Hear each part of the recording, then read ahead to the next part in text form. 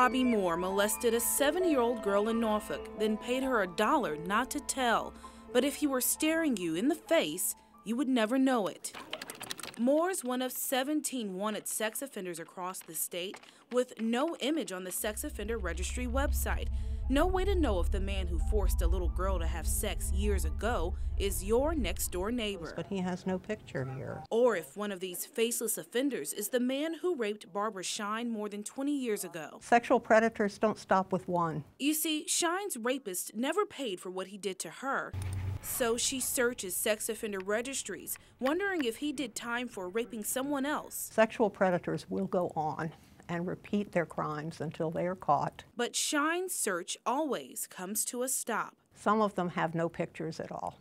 It's very frustrating because I have no other clues to go on other than what he looked like then and what I can imagine he might look like at this point. News Channel 3 took action to find out why some of the most violent offenders in the state were faceless on the state's sex offender registry. Are their mugshots destroyed or impossible to find? Nope. We found 3 of 6 faceless offenders connected to Hampton Roads. Here's the picture we found for Bobby Moore. He was convicted in 1992 for sexual battery. Police told me they have no mugshot of Moore from his 1992 conviction on record. So I dug through 22-year-old court records on microfilm to track down Moore's details. I matched Moore's social security number, date of birth, and physical description to this picture. It's a mugshot of Moore taken after his March 2000 arrest for stealing. He's wanted because he never registered as a sex offender. Stick around, I've got much more on this guy you'll want to hear. Next up, Todd Franken. He had sex with a minor 16 years ago in Virginia Beach. After we asked Beach Police for a copy of his mugshot for the crime, it took them several days to dig it up from archives. Franken's wanted because he hasn't let authorities know where he lives.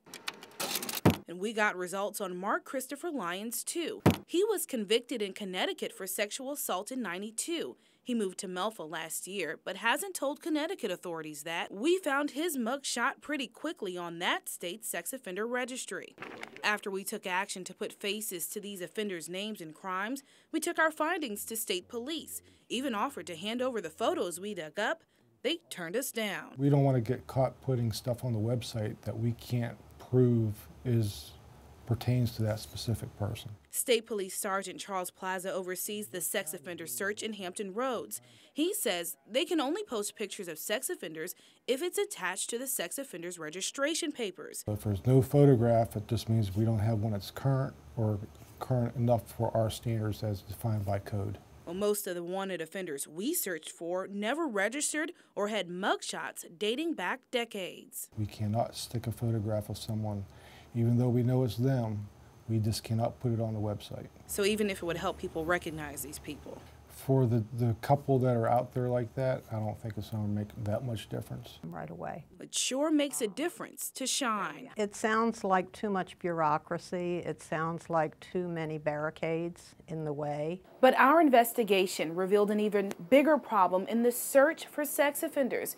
Remember Bobby Moore? Well, state police say he's wanted because he never registered as a sex offender. But our research shows that Moore has been in and out of Norfolk's jail several times over the last several years since he did time for the sex crime. But he was never listed as a wanted sex offender until 2008, years after he was out of local police custody. How does something like that happen? I mean, it's going to happen. I mean, nothing that we do in law enforcement is foolproof. Someone's bound to slip through the crack in any type of case. Moore's case is a complicated one. You see, he was convicted in '92, 4 years before federal laws required sex offenders to register. Not only was he in and out of Norfolk's jail, our research revealed he did time in a Georgia prison 2 years ago. But no agency made Moore register as a sex offender. it seems there was never any communication between those organizations and the state police about him. That is possible. Plaza admits there were missed opportunities when it comes to Moore, but he didn't outline any changes that could prevent it from happening again. Our job is to try to fill that crack up. So until then, We just have to keep going as we are. Business as usual for state police isn't good enough for survivors like Shine. Still, the search for her offender continues. She just hopes he's not one of the faceless ones. I never give up hope, and that's why I keep looking at those registries.